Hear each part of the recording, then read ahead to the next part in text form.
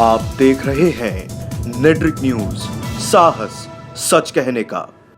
नमस्कार, नेट्रिक न्यूज में आप सभी का बहुत बहुत स्वागत है। आपके साथ मैं हूं दीप्ति द्विवेदी। 2019 लोकसभा चुनाव के लिए तारीखों का ऐलान हो गया है। देश में आचार संहिता लागू हो गई है। 7 चरणों में वोट डाले जाएंगे और 23 मई को नतीजे आएंगे। लेकिन इसी के साथ इम्तिहान शुरू हो गया है उन दिग्गजों का जो सत्ता के सपने देख रहे हैं। सबसे ज्यादा चुनौती नरेंद्र मोदी और राहुल गांधी के सामने है, क्योंकि एक को किला बचाना है तो दूसरे को किला गिराना है। मोदी मास्टर स्ट्रोक के माहिर हैं। बुरी से बुरी परिस्थितियों को वो जीत में बदलने का हुनर जानते हैं। लेकिन इन सबके बीच सवाल ये है कि क्या पीएम मोदी साल 2014 की तरह कमाल फिर दोहरा पाएंगे? फिलहाल लोकसभा चुनाव का शंखनाद होने के बाद मैदान सज चुका है, क्योंकि इस बार हर बूथ पर ऐसी कड़ी आजमाइश होनी है कि सबकी सांसें तेज हैं। वहीं पीएम मोदी मेरा बूथ सबसे मजबूत के संकल्प के साथ मोदी लहर चलाने में जम गए हैं। ये ऐलान नहीं, संग्राम है और जमाना देखेगा इस ऐलाने जंग को। प्रधानमंत्री नरेंद्र मोदी, बीजेपी अध्यक्ष अमित शाह, कांग्रेस अध्यक्ष राहुल गांधी, बसपा सुप्रीमो मायावती, पश्चिम बंगाल की सीएम ममता बनर्जी, सपा अध्यक्ष अखिलेश यादव और कांग्रेस की महासचिव प्रियंका गांधी वाड्रा। ये वो 7 नाम है, ये वो 7 चेहरे हैं जो 2019 का संघर्ष रचेंगी, आजमाइश की शर्तें तय करेंगी और वो चालें चलेंगी जिससे जनता को लगे ये चुनाव विकल्पहीनता का चुनाव नहीं, बल्कि ढेर सारे विकल्पों को बेहतरीन को चुनने का मौका है। लेकिन इस चुनाव के केंद्र में होंगे प्रधानमंत्री नरेंद्र मोदी। उन्हीं पर हमले होंगे, उन्हीं पर सवाल उठेंगे और उन्हीं से ही जवाब मांगा जाएगा। इस बार विपक्ष का मत है कि देश में मोदी लहर को रोकना है। विपक्ष को भले ही ये पता ना हो कि मोदी को हटाना कैसे है, लेकिन हाँ, विपक्ष या तो उनके नाम पर वोट मांगेगा या फिर उनसे बचाने के नाम पर। 2014 में पूर्ण बहुमत वाली सरकार बनाकर इतिहास रचने वाली नरेंद्र मोदी के सामने 2019 में चुनौतियां भी आसमानी है, क्योंकि ये जंग उन्हीं के खिलाफ है। जिस तरह से पीएम मोदी के खिलाफ घेराबंदी की गई है, ऐसे में जनता को फिर से यकीन दिलाना है कि वही सबसे बेहतर है। ये ऐलानी जंग की पहली चुनौती है। तो अब एक नजर डालते हैं इस ओर कि 2019 के इस महाभारत में किसका पलड़ा कैसे भारी होने वाला है। 2014 में बीजेपी का चुनावी मुद्दा था राम मंदिर। तो इस बार अपना खाक जमाने के लिए बीजेपी क्या पैंतरा अपनाएगी? अधिकतर वोटर मानते हैं कि आने वाले लोकसभा चुनाव में बेरोजगारी सबसे अहम मुद्दा होगा।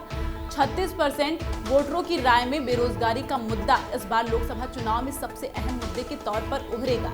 वहीं 23% वोटरों की राय में इस बार आम चुनाव में आतंकवाद सबसे बड़ा मुद्दा रहेगा। प्रधानमंत्री नरेंद्र मोदी ने पूरा जोर अपने अभियानों में लगा रखा है। वो अपने भाषणों में हर बार कोई ना कोई नई बात ही रखते हैं, लेकिन इसके जवाब में विपक्ष की हालत बहुत अच्छी नहीं है। राहुल गांधी रोज राफेल घोटाले की बात करते हैं, कांग्रेस के अन्य नेता रोजगार की बात करते हैं, लेकिन इसका बहुत अच्छा असर नहीं हो रहा है। उत्तर प्रदेश में जातिगत दृष्टिकोण से देखा जाए तो एक ताकतवर गठबंधन समाजवादी पार्टी और बहुजन समाज पार्टी के बीच हुआ है, जिससे यूपी की हवा बदलने की संभावना जताई जा रही है। बीजेपी का चुनाव अभियान किस दिशा में जाएगा यह स्पष्ट नहीं है। संभव है कि अगर एक और हवाई हमला हो जाए तो बीजेपी राष्ट्रवाद के मुद्दे पर ही चलेगी, लेकिन विपक्ष की रणनीति क्या होगी ये अभी स्पष्ट नहीं हो पा रहा है।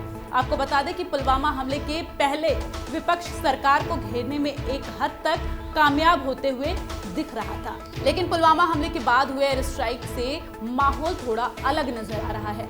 इसलिए अब हर सांसद को अपनी सीट के लिए मशक्कत करनी पड़ेगी। तो वहीं बालाकोट एयर स्ट्राइक के बाद विपक्ष का लगातार यही कहना है कि 2019 चुनाव के लिए मोदी सरकार ने एयर स्ट्राइक करवाया, जिसका सबूत सभी विपक्ष मांग रहे हैं। लेकिन जिस तरह से विपक्ष की एकजुटता दिखाई दे रही थी, अब भी उसे बनाए रखने की कोशिश की जा रही है। खासतौर पर उत्तर प्रदेश में जिस तरह से महागठबंधन बनकर खड़ा हुआ है और कांग्रेस ने जिस तरह से प्रियंका गांधी की इस बार चुनाव में एंट्री कराई है, उसका असर अभी सामने आना बाकी है। लेकिन एक सच ये भी है कि प्रियंका गांधी ने अभी अपनी मुट्ठी नहीं खोली है। फिलहाल 2014 जैसी तस्वीरें बनाना बीजेपी के लिए असंभव से कुछ कम है, खासकर तब जब बीजेपी लहर को रोकने के लिए समाजवादी पार्टी और बहुजन समाज पार्टी ने हाथ मिला लिया हो। इस अभूतपूर्व घटना से बीजेपी के लिए एक असहज स्थिति बन गई है। तो वहीं 2019 में पीएम नरेंद्र मोदी के सामने ये 5 सवाल सबसे बड़े होंगे। पहला, नोटबंदी से 45 साल की सबसे भयानक बेरोजगारी पैदा हुई। दूसरा, लाखों छोटे उद्योग धंधे बंद हो गए। तीसरा, किसानों के कमाई की वृद्धि दर कम होती चली गई। चौथा, जीएसटी से कारोबारियों को मुश्किल हुई। और 5वां, राफेल सौदे में सुप्रीम कोर्ट में सवाल। लेकिन पीएम मोदी मुश्किलों को मौके में बदलने में पुराने माहिर हैं। इसलिए उन्होंने राफेल से उठे सवालों को सेना पर अविश्वास से जोड़ते हुए विपक्ष को ही कटघरे में खड़ा कर दिया और मौका मिला पुलवामा हमले से। बीजेपी को उम्मीद है कि एयर स्ट्राइक के बाद 2019 के चुनाव में बड़ा फायदा होगा, लेकिन इन सब के बीच कुछ तथ्यों पर ध्यान देने की जरूरत है कि मोदी के प्रचंड लहर के बाद भी बीजेपी बिहार में चुनाव हार गई। मोदी के प्रचंड लहर के बावजूद बीजेपी दिल्ली में हार गई।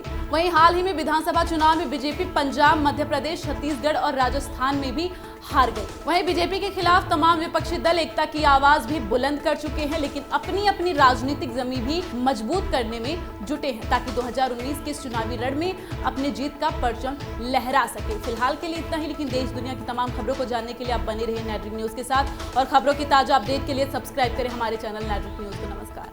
हमारे साथ जुड़े रहने के लिए हमारे YouTube चैनल को सब्सक्राइब करें, साथ ही बेल आइकन को दबाएं। नेटवर्क न्यूज की खबरें सबसे पहले देखने के लिए।